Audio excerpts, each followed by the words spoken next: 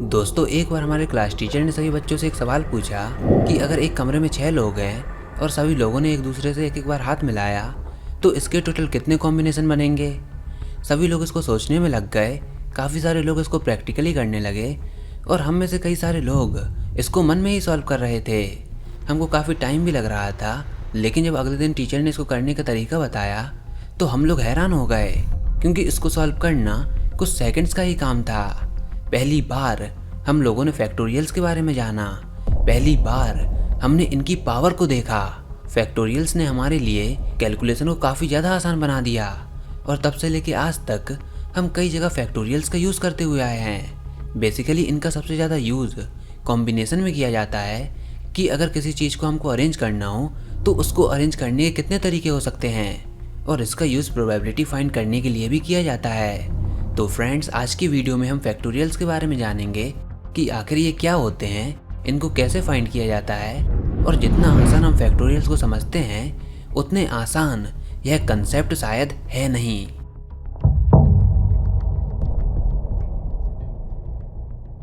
सबसे पहले फैक्टोरियल को एक्सक्लेमेशन मार्क से दर्शाया जाता है। अगर किसी नंबर के आगे ये मार्क लगा हुआ हो तो समझ लीजिए कि वहाँ पर फैक्टोरियल्स की बात की जा रही है। चलिए जानते हैं कि आखिर इनको कैसे फाइंड किया जाता है। इनको फाइंड करने का काफ़ी आसान तरीका है। मान लीजिए कि अगर आपसे कोई कहता है कि 4 फैक्टोरियल की वैल्यू फाइंड करो, तो आप सिंपली 4 के संग उसके पहले जितने भी नंबर्स हैं उनका आपस में मल्टीप्लाई करा दीजिए। यानी कि 4 × 3 × 2 × 1 = 24। ऐसे ही 7 फैक्टोरियल 7 × 6 × 5 × 4 × 3 × 2 × 1 यानी कि 5040, और 1 फैक्टोरियल यानी कि 1। देखिए इनको फाइंड करना कितना आसान है। तो अगर हम किसी n फैक्टोरियल की बात करते हैं तो उसका फॉर्मूला क्या होगा, n × n - 1 × n - 2। ऐसे ही मल्टीप्लाई करते जाइए 1 तक। यहाँ पर n की जगह पर कोई भी नंबर हो सकता है। एक और चीज़, अगर आपको किसी फैक्टोरियल की वैल्यू फाइंड करनी हो और आपको उस फैक्टोरियल के पहले वाले नंबर की वैल्यू पता हो तो आप सिंपली उस नंबर का मल्टीप्लाई करके वैल्यू फाइंड कर सकते हो। जैसे अगर आपको 10 फैक्टोरियल की वैल्यू फाइंड करनी हो और आपको 9 फैक्टोरियल की वैल्यू पता हो तो आप 9 फैक्टोरियल की वैल्यू में 10 का मल्टीप्लाई करा दीजिए, तो आपको 10 फैक्टोरियल की वैल्यू मिल जाएगी। आप इस टेबल में देख सकते हो कि इसको कैसे फाइंड किया जाता है। तो अब यहाँ पर एक और चीज़ सामने आती है कि 0 फैक्टोरियल की वैल्यू क्या होती है।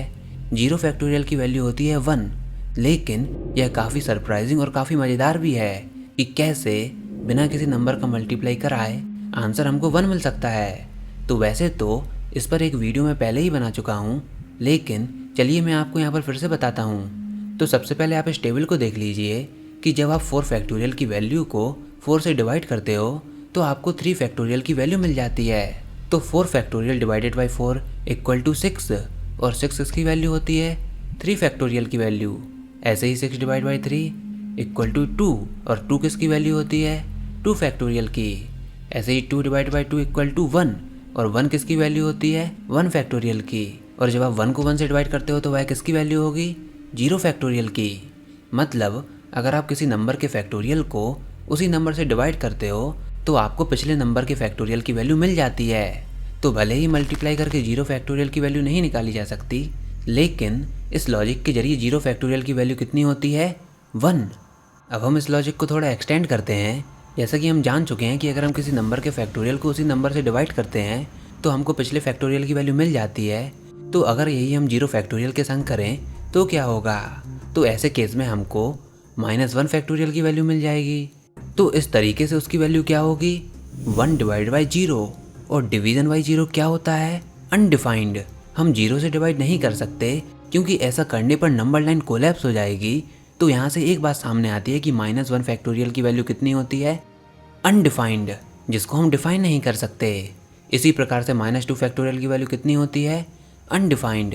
मतलब जितने भी नेगेटिव इंटीजर्स हैं इनके फैक्टोरियल्स अनडिफाइंड होते हैं। इस लाइन को ध्यान से सुनिए, मैंने कहा जितने भी नेगेटिव इंटीजर्स होते हैं उनकी वैल्यू अनडिफाइंड होती है, क्योंकि आगे हम डेसिमल्स की बात करने वाले हैं। तो हमने अभी तक यह जान लिया कि इंटीजर्स के फैक्टोरियल कैसे फाइंड करते हैं। अब हम जानेंगे कि क्या डेसिमल्स के फैक्टोरियल भी फाइंड किए जा सकते हैं। तो इसका जवाब है हाँ, बिल्कुल।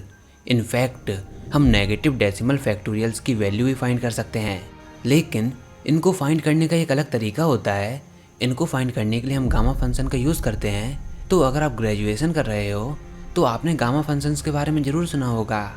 फिलहाल इस वीडियो में हम गामा फंक्शन की बात तो नहीं करेंगे, लेकिन हाँ, नेगेटिव डेसिमल फैक्टोरियल्स की वैल्यू भी इससे फाइंड की जा सकती है, केवल डेसिमल्स की, नेगेटिव इंटीजर्स की नहीं। क्योंकि अगर आप नेगेटिव इंटीजर फैक्टोरियल्स की वैल्यू फाइंड करोगे तो उनकी वैल्यू अनडिफाइंड ही आएंगी।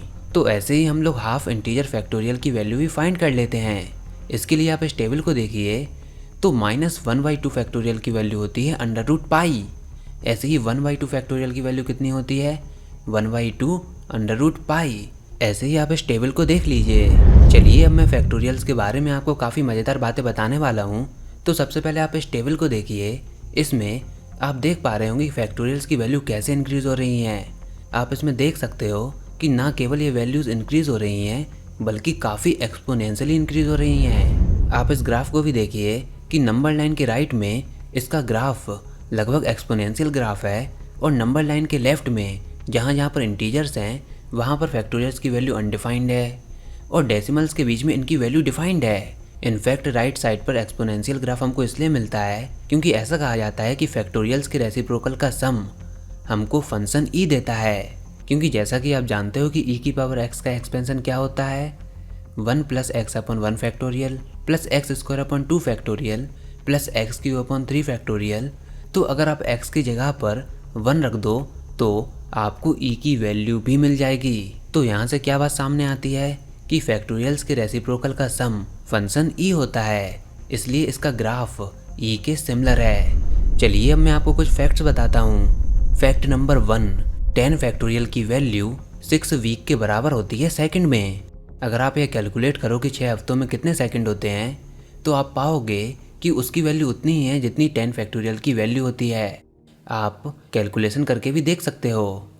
चलिए फैक्ट नंबर 2, आप लोगों ने कार्ड्स वाले गेम को तो देखा ही होगा, यानी कि ताश को तो देखा ही होगा। इसके एक सेट में 52 कार्ड होते हैं और इन ताश के पत्तों को सफल करने के 52 फैक्टोरियल्स तरीके होते हैं। आपको सुनने में यह नॉर्मल लग रहा होगा कि इसमें कौन सी बड़ी बात है। तो अगर आप ध्यान से देखो तो 52 फैक्टोरियल की वैल्यू मालूम है कितनी है? अप्रॉक्सीमेटली 10 की पावर 67। और यह वैल्यू कोई छोटी मोटी वैल्यू नहीं, मतलब 10 की पावर 67 तरीकों में कार्ड्स को अरेंज किया जा सकता है। तो आप यह समझ लीजिए कि अगली बार जब भी आप इन कार्ड्स को सफल करते हो तो आप इस पूरे ब्रह्मांड में पहले इंसान होंगे जिसने इस पर्टिकुलर ऑर्डर में उन कार्ड्स को अरेंज किया है। क्योंकि 52 फैक्टोरियल्स इतनी बड़ी वैल्यू है कि इसका पर्टिकुलर ऑर्डर कभी रिपीट ही नहीं हो सकता। इसको ऐसे समझिए, मान लीजिए कि हमारी गैलेक्सी में 100 बिलियन स्टार्स हैं और हर एक स्टार के पास 100 मिलियन प्लैनेट्स हैं और हर एक प्लैनेट में 100 ट्रिलियन लोग रहते हैं और हर एक लोग के पास 1 लाख कार्ड्स के सेट हैं और हर एक सेकंड में वह सभी 1 लाख कार्ड के सेट को 10,000 बार सफल कर रहे हैं। तो तब भी जब से हमारा ब्रह्मांड बना तब से लेके आज तक 52 फैक्टोरियल की वैल्यू रिपीट नहीं होगी। इन ताश के पत्तों का ऑर्डर तब भी रिपीट नहीं होगा। तो हमारे पास 100 बिलियन स्टार जिसमें 100 मिलियन प्लैनेट्स और हर एक प्लैनेट में 100 ट्रिलियंस लोग जिनके पास 1 लाख कार्ड्स के सेट और एक सेकंड में सभी कार्ड्स के सेट को वो 10,000 बार सफल कर रहे हैं। तो तब भी जब से हमारा ब्रह्मांड बना तब से लेके आज तक इनका ऑर्डर रिपीट नहीं होगा। तो इससे आप अंदाज़ा लगा लीजिए कि 52 फैक्टोरियल कितनी बड़ी वैल्यू होती है। और इसलिए कहते हैं कि गेम ऑफ कार्ड पूरा प्रोबेबिलिटी का गेम है, क्योंकि जो ऑर्डर आप एक बार सफल करने पर बना देते हो वैसा ऑर्डर इस अनंत ब्रह्मांड में ना बना था और ना शायद कभी बनेगा।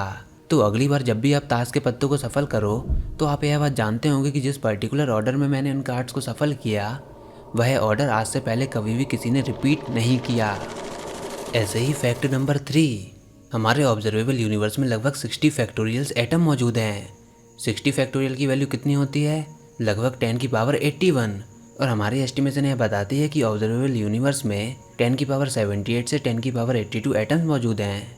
ऐसे ही जैसे जैसे आप फैक्टोरियल्स की वैल्यू बढ़ाते जाओगे तो आपको उतने ही बड़े बड़े नंबर्स मिलेंगे जिनको शायद कोई भी कंप्यूटर सॉल्व भी नहीं कर पाए। जैसे कि 70 फैक्टोरियल की अप्रॉक्स वैल्यू होती है 10 की पावर 100, जो कि एक गूगल से भी ज़्यादा है। 100 फैक्टोरियल की अप्रॉक्स वैल्यू है 10 की पावर 157 और 200 फैक्टोरियल की अप्रॉक्सीमेटली वैल्यू है 10 की पावर 374। यह इतने बड़े बड़े नंबर्स हैं कि हमारा माइंड इनकी कल्पना भी नहीं कर सकता। एक छोटा सा एग्जाम्पल और देता हूँ कि मान लीजिए आपका फ़ोन नंबर जो कि 10 डिजिट का है, उसमें से हर एक डिजिट यूनिक है, उसमें से कोई भी नंबर रिपीट नहीं होता। तो क्या आपको मालूम है कि अगर आप उस नंबर की सफलिंग करो तो उसके कितने कॉम्बिनेशन बनेंगे, कितने नए लोगों को वह नंबर मिल जाएगा? तो 36288800 इतने कॉम्बिनेशन बनेंगे। उस 10 डिजिट के नंबर से इतने नए नंबर्स को बनाया जा सकता है, क्योंकि 10 फैक्टोरियल की वैल्यू इतनी ही होती है। तो फैक्टोरियल्स की कैलकुलेशन करना तो आसान होती है, खाली मल्टीप्लाई करना होता है। लेकिन हमारे मॉडर्न कंप्यूटर्स डायरेक्ट मल्टीप्लाई नहीं करते, बल्कि वो पहले नंबर्स को बाइनरी डिजिट में बदलते हैं और फिर उन पर कैलकुलेशन करते हैं। तो जो हमारे पुराने कंप्यूटर होते हैं वो 32 बाइनरी डिजिट या फिर बिट्स पर काम करते हैं, जो कि मैक्सिमम आपकी स्क्रीन पर दर्शाए गए नंबर को डेसिमल में कन्वर्ट कर सकते थे। लेकिन आज के कंप्यूटर 64 बिट आर्किटेक्चर पर वर्क करते हैं और ये इंटीजर्स की डेसिमल वैल्यू को इतनी डिजिट तक स्टोर कर सकते हैं, और यह नंबर काफ़ी बड़ा नंबर है। अगर अप्रॉक्सीमेशन की बात करें तो 32 बिट्स कंप्यूटर केवल 12 फैक्टोरियल तक ही अप्रॉक्सीमेशन कर सकते हैं, लेकिन 64 बिट कंप्यूटर की 20 फैक्टोरियल तक लिमिट है। इस बाउंड्री के बियॉन्ड ज़्यादातर कंप्यूटर अपने आंसर में एक्यूरेट रिजल्ट देने की बजाय अप्रॉक्सीमेशन देते हैं। तो फ्रेंड्स, यह सब था फैक्टोरियल्स के बारे में। आई होप आपको यह वीडियो ज़रूर पसंद आई होगी। अगर ऐसा है तो इस वीडियो को लाइक कीजिए, अपने दोस्तों के साथ शेयर कीजिए, और अगर आपने हमारा चैनल अभी तक सब्सक्राइब नहीं किया तो उसको सब्सक्राइब कर लीजिए, ताकि आगे आने वाली कोई भी वीडियोस और अपडेट्स आपसे मिस ना हो पाएँ।